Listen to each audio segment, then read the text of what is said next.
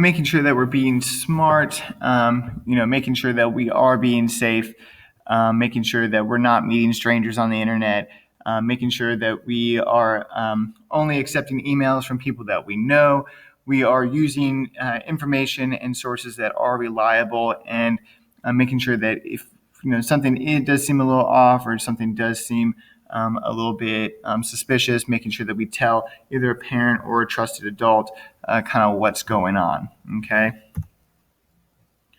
So, for example, a CPS gaggle monitor. So, essentially, this is what it looks like for questionable content, whether that could be profanity, racism, or inappropriate language. So if we notice that CPS does use alerts to let us know that there is certain content that's being reported before you open up any of this content. If someone does send you a attachment that does seem suspicious, CPS does do a good job making sure that it monitors that content before it gets to your inbox. But it is important to make sure that we are being aware of kind of what's happening in our Gmail account.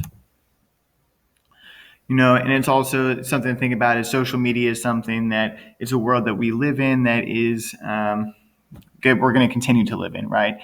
Everything that we post on the internet exists on the internet kind of forever, right? Whether you think so or not, someone could take a screen capture, someone can share it. And also remember that, if you post something that you think is funny, right, there could be consequences for that. For example, this Taco Bell worker got fired for posting how he's licking all the taco shells, right? There is a certain accountability that we need to have when we're posting onto social, and just knowing that really, being smart with the content that we choose to put out there into the world, right?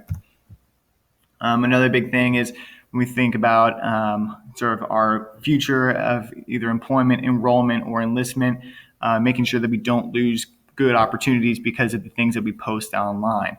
Okay, so in this situation, a student loses their college scholarship or not getting accepted into college because of a post from Twitter, right? So we found his Twitter account and looked through it, and some of what we saw wasn't representative of our university and what that's about, right? So just because you might not think that what you post on your social is all about you, right? But once you join a team, right, whether it's a basketball team or it goes into a college or a university, you become a member of a larger community. And at a certain point, right, that community is going to be looking down upon you, making sure that you are holding accountable and like really representing the values of that team or that school. And also remembering that, we can lose those opportunities if that is something that we decide to post, right? So with this young individual here, with seemingly every teenager active these days on social media, that type of conversation happens now more often than you think. It led the student to find out more so that the 43-year-old coach or 43-year-old could teach his players and fellow coaches at Fairport. So it's one of those things that